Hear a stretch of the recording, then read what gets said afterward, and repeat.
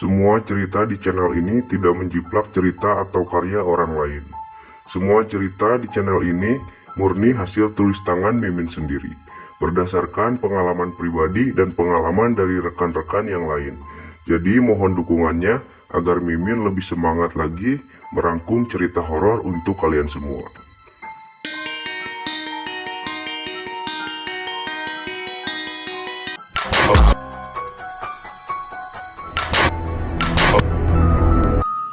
Tahun 2016, aku dan ibuku sedang menjaga ayah di sebuah rumah sakit yang ada di daerah Sukabumi. Saat itu ayah mengalami DBD atau demam berdarah dan harus dirawat untuk beberapa hari. Rumah sakit yang merawat ayah adalah rumah sakit yang cukup besar. Ruang rawat yang dimasuki ayahku berisikan 10 kasur pasien. Namun, di ruangan itu hanya diisi oleh ayahku dan seorang kakek bernama Rohman. Jadi 8 kasur pasien sisanya tidak ada isinya atau kosong. Kakek Rohman adalah pasien yang memiliki penyakit cukup parah. Dia dijaga oleh cucunya yang bernama Dino. Aku dan Dino berteman cukup akrab meskipun kita baru saling mengenal di rumah sakit itu saja. Pada suatu hari keadaan ayahku mulai membaik, hingga ibuku memutuskan untuk pulang dikarenakan 3 orang adikku yang berada di rumah tidak ada yang menjaga. Akhirnya pada pukul 5 sore aku mengantarkan ibu untuk pulang ke rumah. Singkat cerita, setibanya di rumah, aku memutuskan untuk langsung berangkat kembali ke rumah sakit. Dikarenakan aku khawatir dengan ayahku yang berada sendirian di rumah sakit. Aku tiba kembali di rumah sakit sekitar pukul 8 malam. Malam ini entah mengapa lorong yang kulewati terasa begitu sepi. Hingga dari kejauhan terlihat samar-samar ada seorang pria duduk di bangku rumah sakit sendirian. Namun setelah ku dekati, ternyata dia adalah kakek Rohman. Dia tersenyum melihatku, dan kulihat wajahnya yang begitu pucat.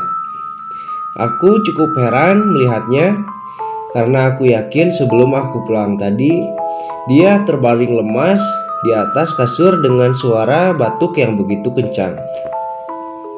Tapi kali ini dia duduk seperti tidak memiliki penyakit apapun.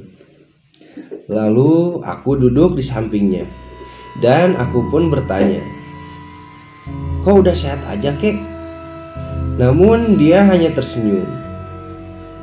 Kulontarkan beberapa kali pertanyaan, dan dia hanya membalas dengan senyuman saja.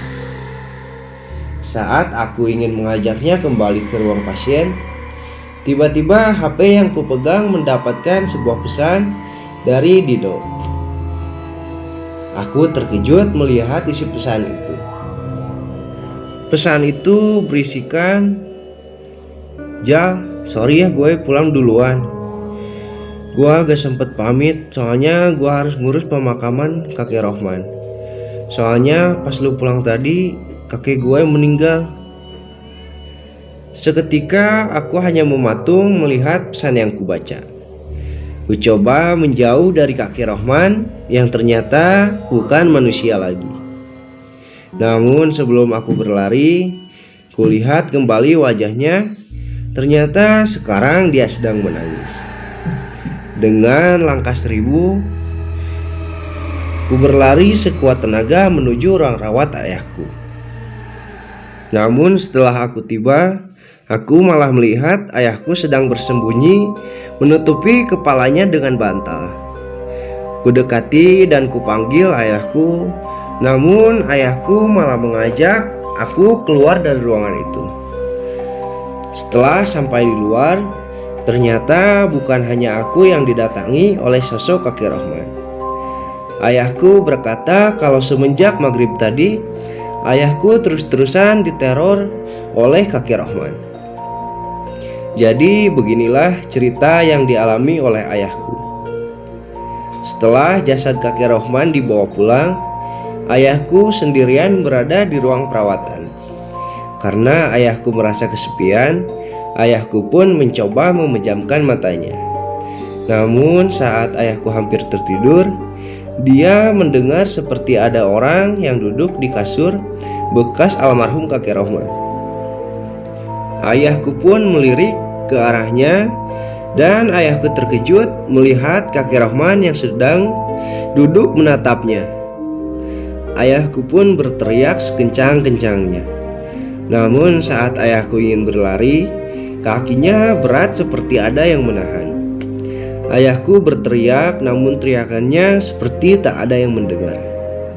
Cukup lama ayahku berada di posisi seperti itu dengan kakek Rohman yang terus menatapnya, hingga ayahku pun menekan bel darurat berkali-kali.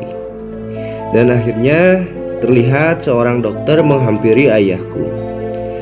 Ayahku langsung mengatakan kalau tadi ada almarhum kakek Rohman duduk di samping kasurnya.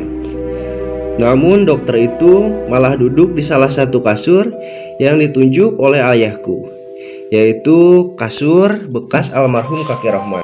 Dokter itu hanya tersenyum dan berkata, "Mungkin Anda hanya berhalusinasi." Ayahku yang kesal mendengar perkataan dari dokter itu.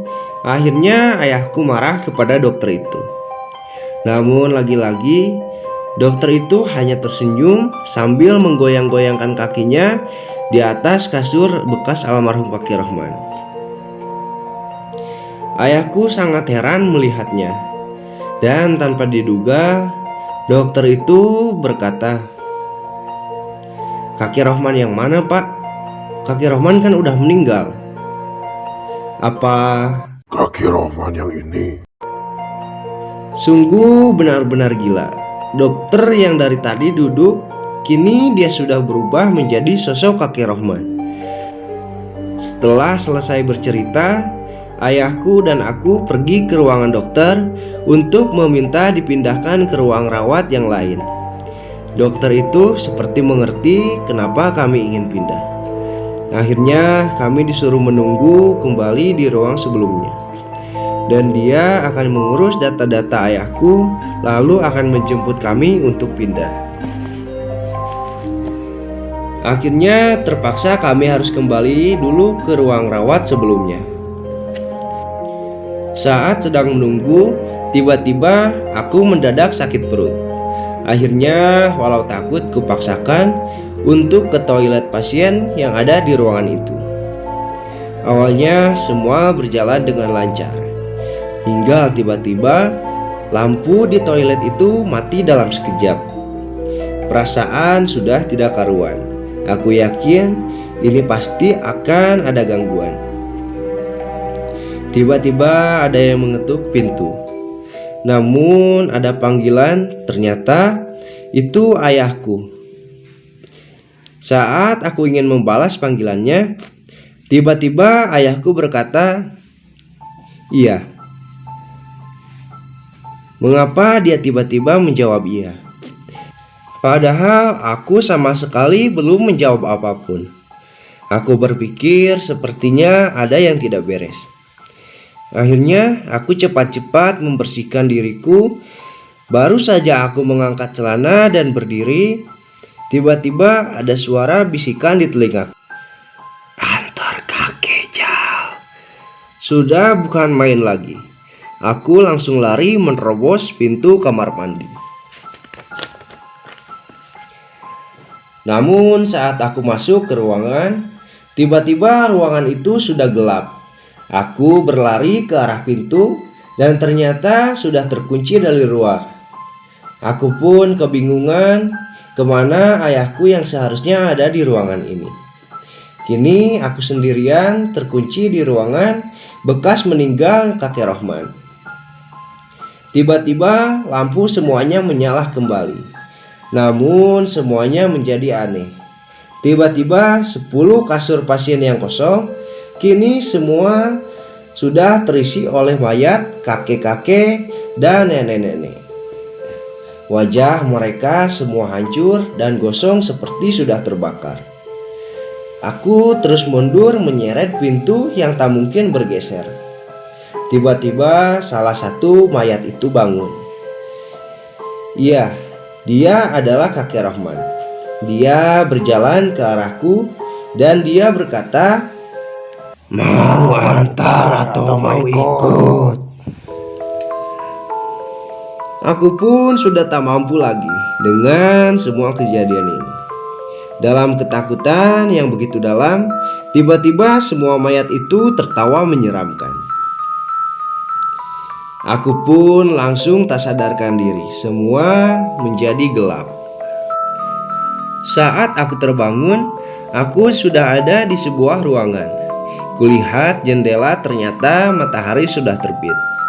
Lalu datang ayahku membawa perlengkapan untuk kita pulang. Dia mendekat dan dia bilang, "Semalam ketika aku di toilet, ada dokter datang menjemput ayah untuk pindah ruangan." Ayah pun mendatangiku ke kamar mandi. Dia mengetuk pintu dan dia bilang aku menjawab semua yang dia katakan.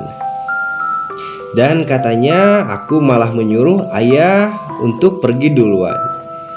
Setelah ayah memberikan nomor ruangan yang akan dipindahi, ayahku pun pindah duluan. Namun setelah pindah, ayah menungguku, namun aku tak kunjung datang. Akhirnya ayah menyuruh salah satu perawat untuk mencariku dan akhirnya jam 3 malam aku baru bisa ditemukan dengan keadaan tergeletak pingsan. Dan tahu aku pingsan di mana? Tidak, aku tidak ditemukan di ruang rawat, tapi aku ditemukan di bawah pohon besar belakang toilet yang kosong.